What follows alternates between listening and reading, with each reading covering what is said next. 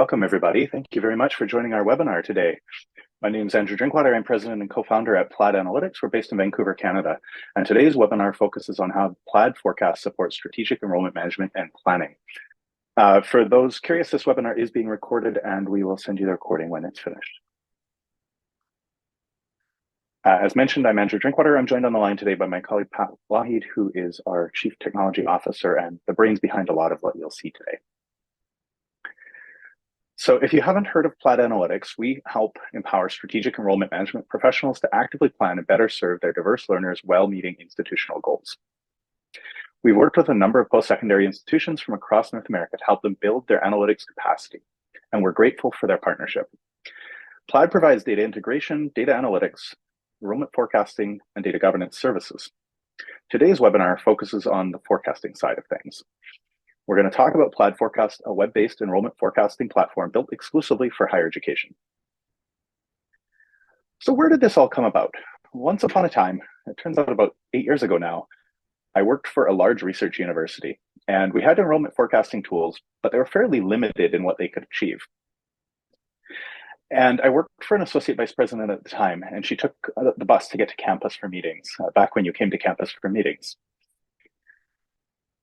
And I always felt like she spent more time defending how long it took me to generate enrollment forecast scenarios for her than she did understanding the results of them and talking about what it might mean for the university's strategy.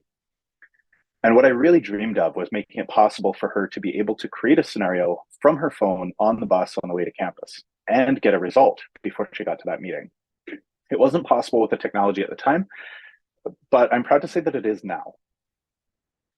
So the word enrollment means a bunch of different things to a bunch of different people. I see there's some Canadians on the line today and some Americans as well. And so you may notice that there's two different spellings of enrollment in our presentations. Sometimes this is deliberate and sometimes not so much. So you may see it spelled with one L or two, but it means the same thing.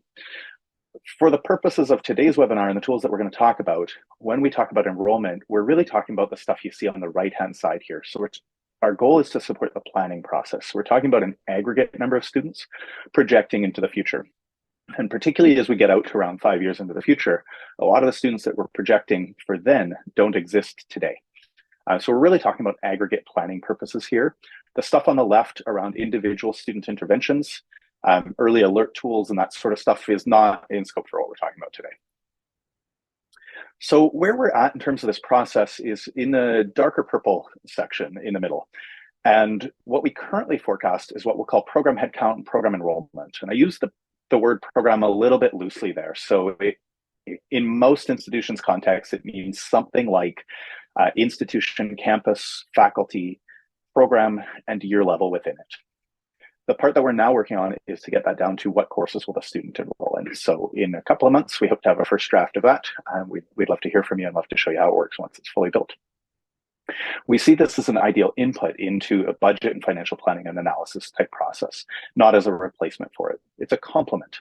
So by providing better headcount and FTE about the students, we can provide better budget projections for the institution as a whole. In strategic enrollment management and planning, we often see some common challenges. One of these is around responsibility. So who exactly is responsible for SEM? It might be the registrar's office, it might be institutional research and planning, it might be a committee focused on SEM, it might be the deans. And actually, in a lot of cases, it should be all of those working together collaboratively. We see challenges with data prep and automation. So many institutions struggle to be able to automate the enrollment forecasting process so they can predict their future in an elegant and easy way. So we're here to help with that. We often see challenges around accuracy and scalability. So what we mean by accuracy is that it's not super hard to forecast a large program, like a Bachelor of Arts type program that might have thousands of students at a big institution. Many different forecasting methods will work pretty well for this purpose. But it gets a lot trickier when you talk about small programs. So if we think of something like endocrinology that might have one resident or doctorate training every couple of years, we're a lot more influenced by the behavior of a particular individual. If that individual goes on medical leave or parental leave or something like that, this could alter the results of our forecast in a pretty significant way, where a student leaving a Bachelor of Arts program probably wouldn't alter our forecast in any significant way. So we've developed methods to work really well for both small programs and large programs. We also see some challenges around scalability. So when we talk about scalability, we mean many large institutions have hundreds of programs at any given time. And so incumbent tools like spreadsheets often struggle to handle this, especially if you want to add more what-if scenarios to it. Last but not least, we see challenges around collaboration and version control. So for collaboration, often this means that the tools are not up to snuff. So I talked earlier about the idea of empowering my associate vice president to create her own scenarios on the fly. This to me is a better way to work than me emailing a spreadsheet and then maybe a week later when she has a chance to catch up on her email, she reviews it, by then it's out of date, and then I spend my time reconciling it as an analyst. This is what we're seeking to avoid. This kind of dovetails with the idea of version control. So we want to make sure that everybody has access to the same version of the truth at any given time. And we want to make it interactive so that multiple people can collaborate. So I could work with my AVP and all the deans could work together. And probably the best example of deans working together collaboratively on this is so that it's not a surprise. A good example of this is when engineering over-enrolls by, say, 100 engineers in the fall. Often what this means at most institutions is that now the science faculty has to figure out how to put on 4 or 5 more calculus classes in first year.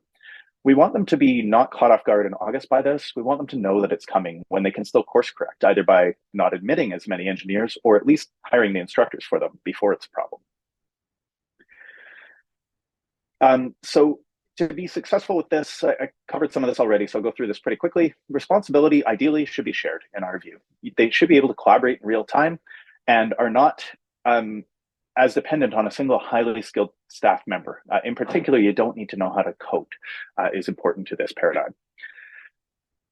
We want to support the idea of automated data preparation and automatic updates to scenarios over time. And we want to make it so that you can forecast for any kind of program that you have, whether it's a small program, a large program, a new program, an old program, trades versus academic, et cetera, et cetera. And we want to make it so that the tool will scale for as many programs and as many scenarios as you need.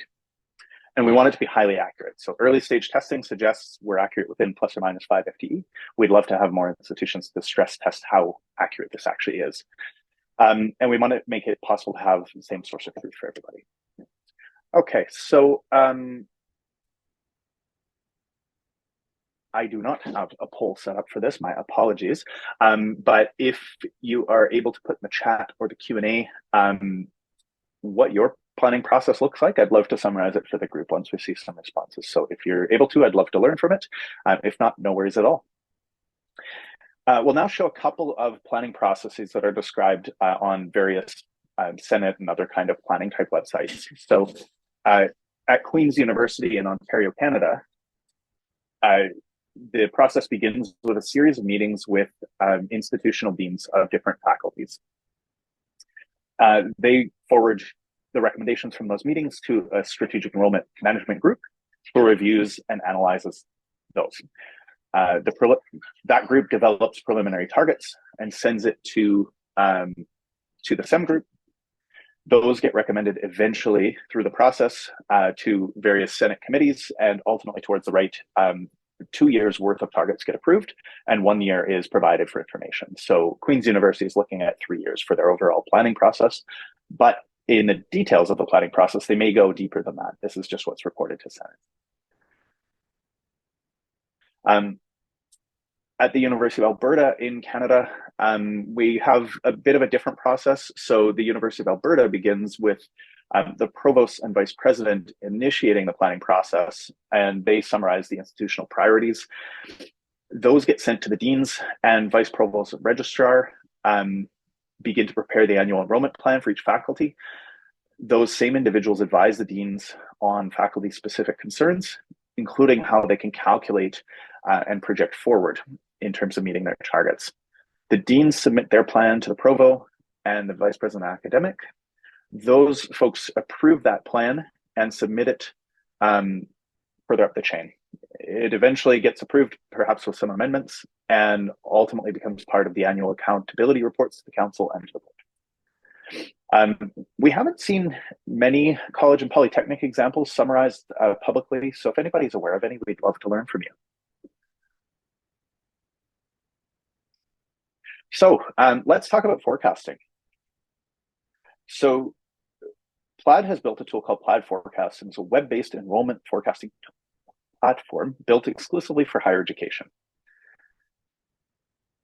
It's a cloud-based platform and utilizes supervised machine learning that is collaborative, easy to use, and accurate by many kinds of stakeholders within your institution in seconds rather than hours. The idea here is to save you considerable time. So as an approximate benchmark, when I worked for a research university, it took about an hour to create a very simple scenario. And when we wanted to do more advanced work, especially around small programs and that kind of stuff, we needed to use simulation modeling, it took between 4 and 6 hours. We can now do this in under 20 seconds. So we're really excited about being able to keep you in the flow of analysis and be able to ask your questions and get results quickly rather than setting them up before you go home and coming back the next day and seeing how it worked out. Our results so far suggest that we'll have more accurate results as well.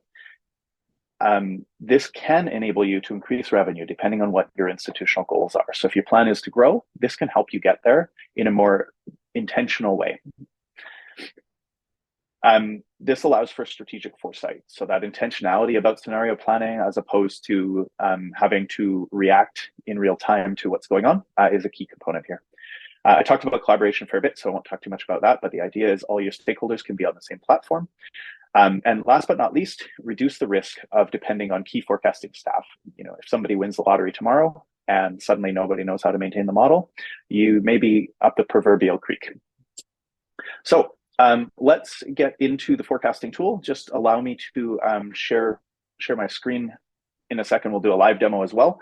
But what you're seeing on the left-hand side is the desktop interface. On the right-hand side is the mobile interface. So remember, we wanted to build this with the idea that you could run this from your mobile phone if you so chose.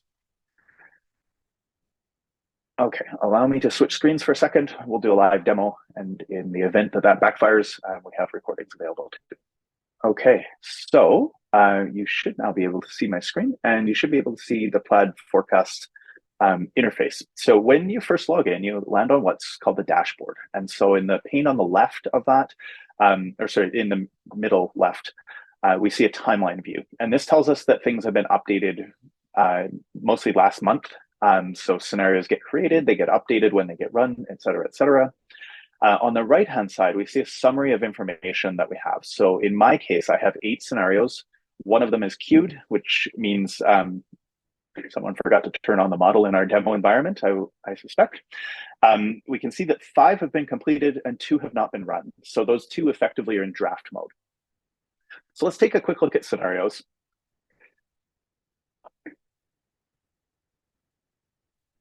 I can see here that I have a number of different test scenarios. And in particular, we have a steady state and a growth intake scenario down near the bottom of the list. So these are pretty good starting points for our examples.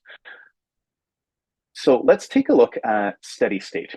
And the context for steady state is that Plaid University, our fictitious university created for demo purposes, has been growing for a long time at this point. And so steady state really means we've frozen the intakes to what they were in 2023, but we may still see growth over time. So what I can see on the right-hand side is our enrollments by major program areas. So we see arts and science, for example, are the top 2 lines there, and we can hover over all the other ones to see what they are. And this is term by term, so you see some spikiness. That particular terms tend to be larger than other terms. We can also view more advanced results. So sometimes this is really helpful if we want to drill into a particular program and see what things are looking like, or we want to look at just a high level of domestic or international. We can also add confidence intervals to this. So when we look at an institutional basis, our confidence intervals are pretty tight to what that average or median line might be. But if we get into maybe program level analysis, our confidence bands could start to look a little different. And so we see here, the red shading indicates that variability. So the further into the future we get, as a general rule, the little bit more variability there is. But also in this case, the smaller the program that we're looking at is, the more likely there's variability in that estimate. So this gives us confidence bounds and gives us a little bit better way to be able to ascertain how likely this particular scenario is. Okay, so that's that's the rough idea of how we get some results. Let's see how we run a scenario. So if I go back to the overview here, I can see in the left-hand side that there have been 12 runs of this particular scenario. All of them have been completed, most of them between a month and 2 months ago. So let's say that I want to take this as my starting point, but I want to make some changes to it. So I'm going to go to parameters, and then, here. And then hit the 3 dots over on the right-hand side. I'm going to clone this scenario. So I'll call this Plaid U steady state with changes. And I'm going to forecast for 5 years, but I could choose any number that I wanted in here. And I'm going to create a scenario. So what cloning allows us to do is to take a scenario that we've already constructed as a starting point, and then we can make changes to it. And so what I mean by that, if I pick on Bachelor of Arts, for example, and I put just some of the intakes on the screen so you can see them, we see in our number of new students column here that the intakes are pre-populated for me. And the reason for that is because I cloned a scenario that had those numbers already defined. So let's say, for example, that we really want to spike domestic arts enrollment in 2025 winter. So just for fun, I'm going to triple this to about 3,000 so that we can see, hopefully, the impact of that in a really noticeable way. So I'll hit save, and I'm not going to modify anything else. So really what we'd expect to see here is that there's a big spike for arts compared to the regular steady state scenario. I will then hit run. It's going to ask how many iterations I want. The Cole's notes here is pick 1,000. That's the default, unless you have some really compelling reason to pick another number.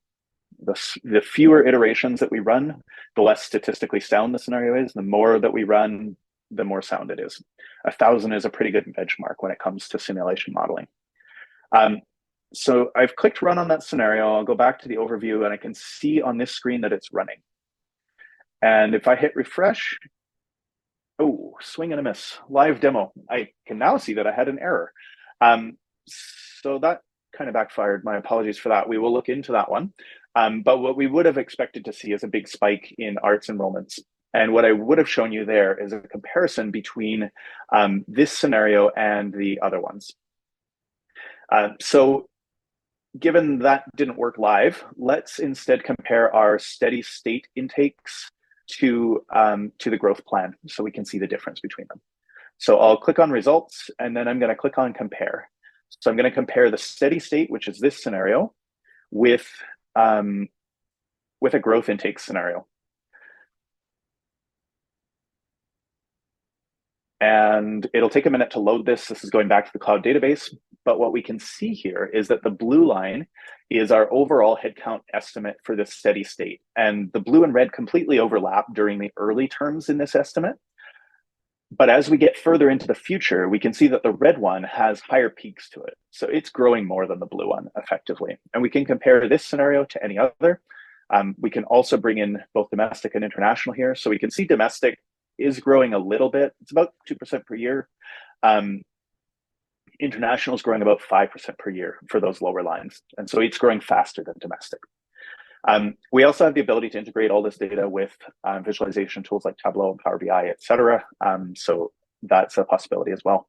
Last thing, but not least, that I'll just mention here really briefly is you can also share scenarios. So by default, we're saying only I can create the scenarios that, or sorry, only I can see the scenarios that I create. But you can choose to share them with others. So in this example, the owner of this particular scenario is actually Pat Wahid, who's on the line today. And he's chosen to share it with me. And I'm Andrew Drinkwater. You can see I have write permission. That's why I was able to modify those intake parameters.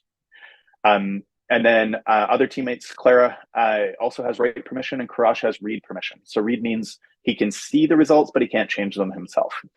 So we have the ability to add other people as well, where it's necessary. I have currently added my entire team, so take my word for it, we can add more people. We can also choose to remove them by clicking on the trash can icon there. So this gives a pretty high level sense of what Plaid Forecast is capable of. As mentioned, we're building out course projections as well. So right now we're looking at programs and students within programs. The next step is students within courses. So we'll be excited to launch that over over the next few months in partnership with some of our earliest institutions as well. So with that, I will stop the live demo and flip back to the PowerPoint. Thank you for your patience. So in closing, Plaid Forecast is a mobile-friendly enrollment forecasting platform that will save you time, increase your accuracy, and allow your stakeholders to be engaged in the process actively of strategic enrollment management and planning. We'd love to tell you more about it or arrange a custom demo based on your institution's opportunities and challenges. So please reach out if that would be helpful. We'd love to connect with you one-on-one. As mentioned, we provide data integration, analytics, forecasting, and governance services for higher education institutions, and we'd be happy to partner with you or help you strategize on how you could move forward.